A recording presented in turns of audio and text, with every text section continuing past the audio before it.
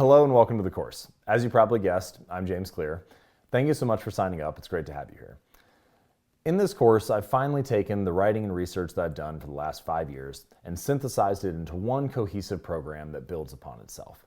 My sincere hope is that you'll find this to be the best course that you've ever taken on how to build better habits and understand human behavior and performance. It's a bold statement, but I feel confident in the concepts that we're going to talk about. We'll discuss things like how habits form and the different forces that shape them, the things that underlie our psychology and neuroscience, as well as our habits and behaviors on a daily basis. And so, as we get into the science, I'd like you to keep one thing in mind. This course builds on a logical progression, and it makes the most sense if we have one habit or behavior that we're thinking about throughout that course. And while I'm certainly confident that the ideas and concepts that we'll talk about can be applied to a variety of habits and behaviors, I think it's best if you keep coming back to the same one over and over again so that you can see how these concepts layer upon one another and build into a powerful habit building program. Now, of course, if you'd like to build a second or third or fourth habit, you can always skim the lessons again or think about the concepts and how they apply to this additional behavior. But I do think it's best to have one core behavior front and center as you're thinking about the concepts and how they apply to your situation. So, with that in mind, thank you so much for signing up. I'm excited to get started, and I'll see you in the next lesson. As we start the course, I'd like to start by getting us on the same mindset and philosophy about what kind of habits we're trying to build and why those are important. And in order to do that, I'd like to tell you the story of Dave Brailsford and the British cycling team. For about 100 years, the British cycling team had been incredibly mediocre. They had only won a single gold medal way back in 1908. They hadn't performed very well on the world stage, and cycling's premier race, the Tour de France, they had never won a single Tour de France.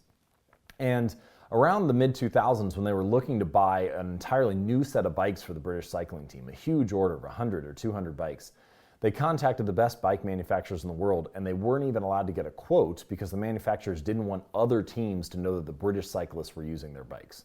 So they were incredibly average from the standpoint of the world stage. And when they brought this guy named Dave Brailsford in around 2003, 2004, they had this challenge that they laid out to him. They said, Mr. Brailsford, we'd like to change this, right? We want to be competitive for once. We want to be competitive on the world stage. What's your plan for doing so? And Brailsford believed in this concept that he called the aggregation of marginal gains. And the way that he described it was the 1% improvement in nearly everything that you do. So they started with a bunch of things that you would expect a cycling team to focus on. They got slightly lighter tires on their bike. They had a more ergonomic seat. They had their outdoor riders wear indoor racing suits, which are lighter and aerodynamic. But then they made a bunch of changes that you wouldn't expect a cycling team to make. They did things like split test different types of massage gels to see which one led to the best muscle recovery. They taught their riders how to wash their hands to reduce the risk of infection. They even figured out the best type of pillow for each rider to get a good night's sleep and then brought that on the road with them to hotels. And Brailsford said, if we can actually execute on this strategy, if we can make all these little 1% changes related to cycling, then I think that we can win a Tour de France in about 5 years. He ended up being wrong. They won the Tour de France in 3 years, and then they repeated again with another rider in the 4th year. But it was at the Olympics in 2008, after doing this for about 5 years, that Brailsford's strategy really started to come to fruition. At the 2008 Olympics in Beijing, the British cyclists won 70% of the gold medals available. At the 2012 Olympics in London, they won 60% of the gold medals available. And at the 2016 Olympics in Rio, they again won 60% of the gold medals available. And this idea that 1% improvements, that small gains, can make not just a little bit of difference, not just a cherry on top of our habits and behavior, but actually a very substantial difference, that it can be the difference between succeeding at the highest level possible and having average performance. That's something that I want us to take with us throughout the rest of this course. This is a core philosophy that small habits and tiny gains, that little changes add up to something really significant. And I'd like you to keep that in mind as we think about the habits that we want to build. What we're looking at is trying to figure out ways to make these small habits reinforce and accumulate upon one another and build into something really significant. So keep that in mind, and I'll see you in the next lesson. In order to understand how habits work, we need to talk about a common model that psychologists have been using for decades. And that's a 3-step model of understanding how habits are formed and the different cycle that they go through. This is often called the habit loop, and it has 3 different steps. The first step is the trigger, or the cue, the thing that prompts the behavior. There's some cause that leads to a habit. So step 1 is the trigger. Step 2 in the cycle is the routine, the actual habit itself, the behavior that you perform. And then step 3 is the reward. There's some kind of benefit, there's some effect, some outcome that happens after this habit has occurred. And so this 3-step model of trigger, routine, reward is something that we need to keep in mind as we go throughout the rest of the course. Pretty much all habits follow this 3-step model, and you'll see it come up time and time again. You'll see different pieces of it come up again. We'll talk a lot about triggers, for example, in a variety of different lessons. And so as you continue to think about the habits that you want to build, think about the things that come before them, the triggers that spark them. Think about the actual habit itself, what that routine looks like, how we can improve it, how we can adjust it, which we'll talk about more in the next lesson. And then also about the reward and the benefit that comes from that behavior, the thing that you get from it. So to give you an example, if your phone rings, that's a trigger, right? It's the cue that prompts you to tell you to do the habit of picking up your phone and answering it. So the phone rings, that's the trigger. You answer the phone, that's the routine. And then the reward is you get to satisfy your curiosity for why the person is calling or get new information, you understand what's happening. And so this benefit that you get, that you collect new information, that you get some kind of connection with the person who called you, maybe it's a friend or a family member. And what that tells your brain is, hey, remember when the phone rings, next time we're going to answer it because we got a positive benefit from this behavior last time. And if that cycle repeats itself enough, then it kind of becomes mindless and automatic. It becomes a repeated habit and behavior. And so this little simple routine, trigger, routine, reward, is something that all habits share and that we should keep in mind as we progress throughout the rest of the course. We've covered a little bit about how habits work, the basic habit loop of trigger, routine, reward. But how often does a habit need to be repeated for it to become automatic and mindless? How often do we need to do a particular behavior before it starts to become ingrained in us? It's an interesting question, and you'll often hear people throw things out like it takes 21 days to build a habit or it takes 30 days to build a new habit. And one of the places that this came from is from a man named Maxwell Maltz.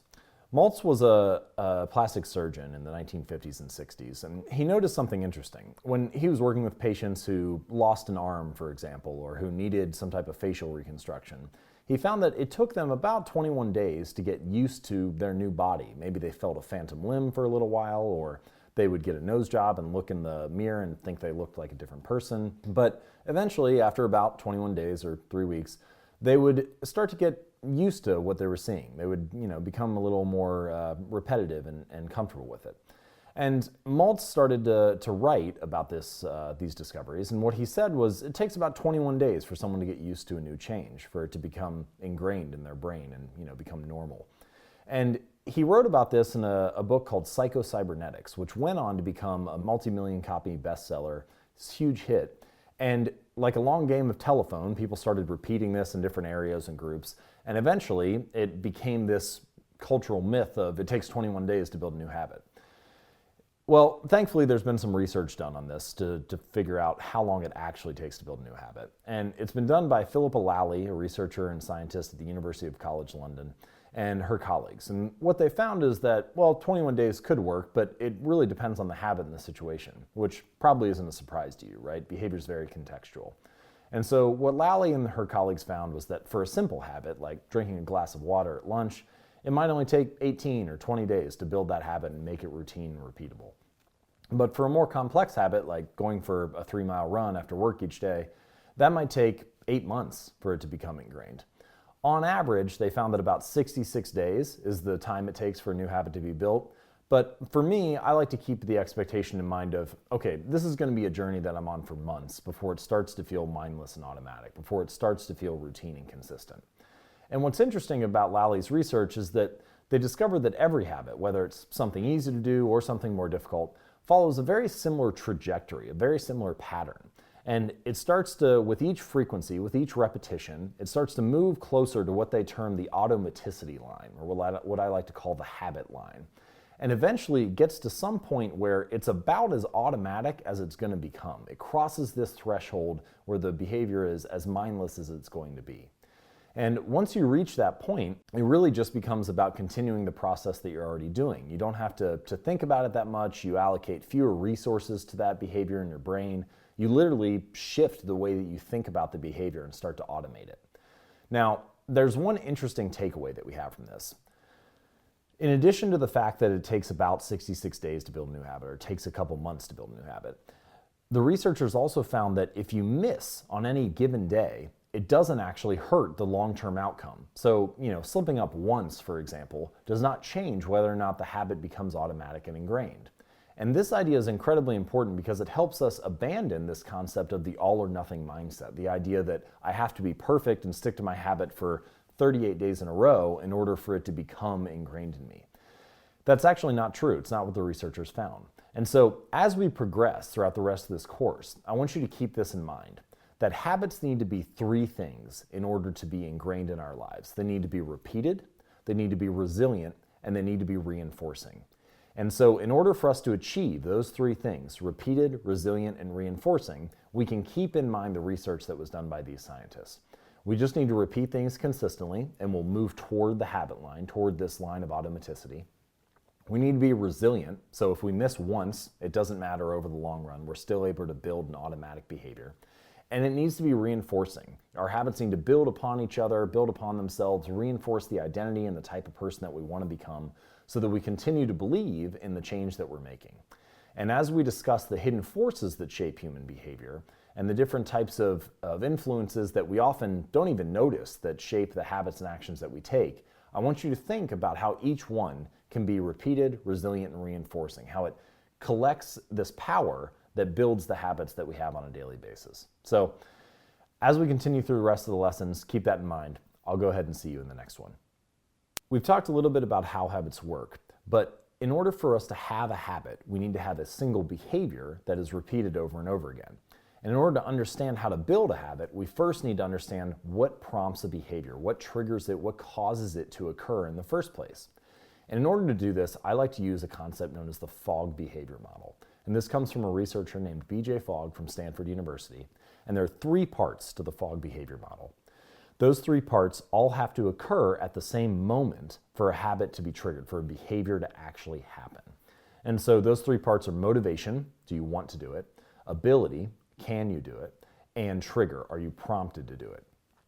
I like to think about these three through the lens of what I call the 3 A's. So there are 3 questions that we can ask ourselves about any given behavior, any habit that we're trying to form, and then get an insight into whether or not that habit is actually going to occur. So the 3 A's are, is it achievable? Can I actually do this behavior? Is it something that's within the realm of possibility for me? Is it appealing? Is it something that I'm motivated to do? Do I want to do it? Am I interested in doing it?